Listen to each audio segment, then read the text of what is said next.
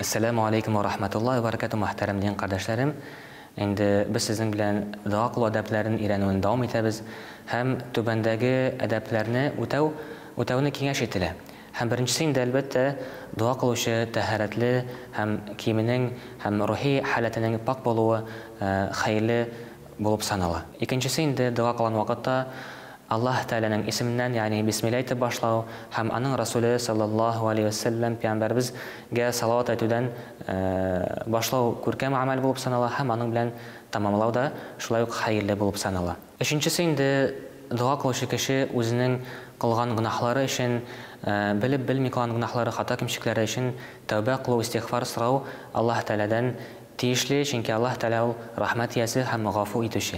Dörtüncüsü ol dua kılışı kişi özünün dua kabul bulun tilese haramdan hem naşar işlerden günahlardan saklanırga tiyiş. Beşincisi ihlas көңілінен kılgan duası kabul buluna аңа kadar moңарчы köp günahlar kılgan bolsa da Allah Teala'nın rahmetine ümit bağlarga tiyiş. Altıncısı dua kılışı kişi dünya maşakkatlerini unutup көңілләрен тынычландырырга hem başın түбән egen halde kulların yukarı көтәреп шулай итеп шундый рәвештә дуа кылырга тиеш.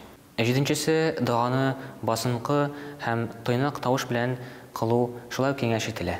Дуа кылучы кеше уңайлы вакыт һәм уңайлы урын сайларга тиеш, чөнки бу шулай ук дуа кабул булуның ихтималын арттыра. Аннан тыш садака бирү, берәр нинди изгелек эшләү, зикр әйтү, ибадат кылу, намаз уку, берәр нинди ярдәм сорап кеше килсә аңа ярдәм итү, бу шулай ук дуаның кабул булуына күркәм һәм яхшы йогынты ясый.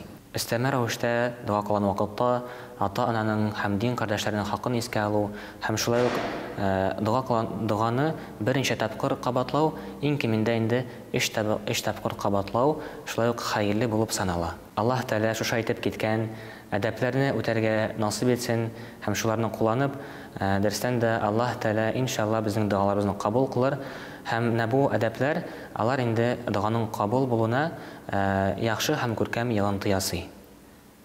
Ассаламу алейкум ва рахматуллахи ва баракатуһ.